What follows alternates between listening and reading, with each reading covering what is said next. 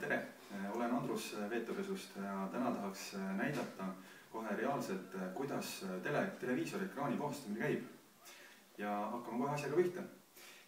Enne teleka puhastamist tuleks ta kindlasti välja lülitada. Kui lülitada välja, siis lülitada ta täiesti välja. Paneme siis täiesti siit tagant kohe. Nii. Tuled peaksid olema kustunud ja tuleb siis see vedelik korralikult laiali segada, et seistes see vedelik on kaks erinevat asja on siin. See tuleb siis aktiveerida, tuleb siia pudelisse rõhk sisse lüüa, kui selle suure pudeliga puhastada. Siin on juba rõhk peaaegu sees, enne kui läinud. Ja tuleb siis pihustada ekraani peale. Võib vaadata, et siin all ei oleks mingisuguseid, ütleme, arvuti puhastamisel peaks vaatama, et klaviatuuri näiteks, et siis võiks kinni katta või selle monitori võiks siis keerata küllini. Aga siin praegu sellist ei ole, et siis võib lasta siia ekraani peale.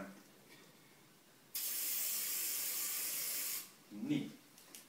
Ja kui on suur ekraan, siis võib rahulikult teha ka näiteks pool puhtaks ja siis pool puhtaks. Aga lasin selle peale, kasutama peaks kahte lappi.